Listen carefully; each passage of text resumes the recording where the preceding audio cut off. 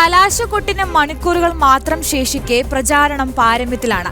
ഇടതു വലതു നേതൃത്വങ്ങളിൽ ഉടലെടുത്ത പടലപ്പിണക്കങ്ങളും അനിശ്ചിതാവസ്ഥയും തന്നെയാണ് വോട്ടർമാർക്കിടയിലെ പ്രധാന ചർച്ചാ വിഷയം.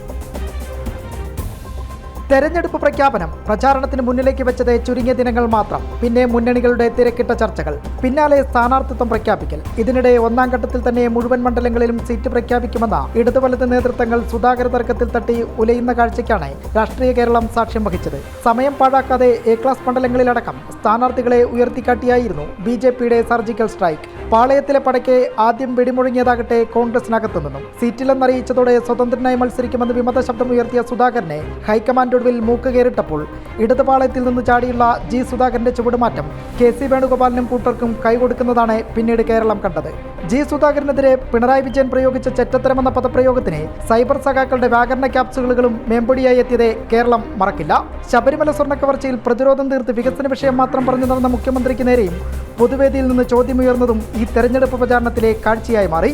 വീട്ടിൽ പോയി ചോദിക്കുന്ന മുഖ്യമന്ത്രിയുടെ തിരിച്ചുള്ള മറുപടി വലിയ വിമർശനങ്ങൾക്ക് തിരികൊളുത്തുകയും ചെയ്തു.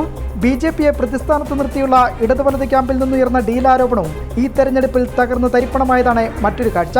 ശബരിമല സ്വർണ്ണക്കവർച്ചയിലും ആരോപണ പ്രത്യാരോപണങ്ങൾ നിറഞ്ഞു നിന്നു. ദേശീയ നേതാക്കളെ തുടക്കത്തിലെ എത്തിച്ച് കളം പിടിക്കാൻ BJPക്ക് ഇതിനിടെ സാധിക്കുകയും ചെയ്തു. പ്രചാരണത്തിനായി താരപ്രചാരകനായി പ്രധാനമന്ത്രി നരേന്ദ്രമോദി 2 തവണ എത്തിയതിൻ്റെ ആവേശത്തിലും BJP നേതൃത്വം തെരഞ്ഞെടുപ്പിൽ മുൻപന്തിയിലെത്തി. രാഹുലും പ്രിയങ്കയും കൂടി കേരളത്തിലേക്ക് വന്നെങ്കിലും ചില മണ്ഡലങ്ങളിൽ മാത്രമായി സന്ദർശനം ഒതുക്കി. ഇടതുമുന്നണിയാകട്ടെ പിണറായി വിജയന്റെ സർക്കിളിൽ നിൽക്കുന്ന ചില മന്ത്രിമാരുടെയും MLA-മാരുടെയും മണ്ഡലത്തിൽ മാത്രമായി പര്യടനം ചുരുക്കുകയും ചെയ്തു. ഏപ്രിൽ 9 ജനം പോളിംഗ് ബൂത്തിലേക്ക് പോകുമ്പോൾ ഈ ചിത്രങ്ങൾ വോട്ടർമാരുടെ മനസ്സിൽ നിന്ന് മായില്ലെന്ന് ഏറെക്കുറെ ഉറപ്പായി കഴിഞ്ഞു. KB ശ്യാമപ്രസാദ്, ജനം, തിരുവനന്തപുരം.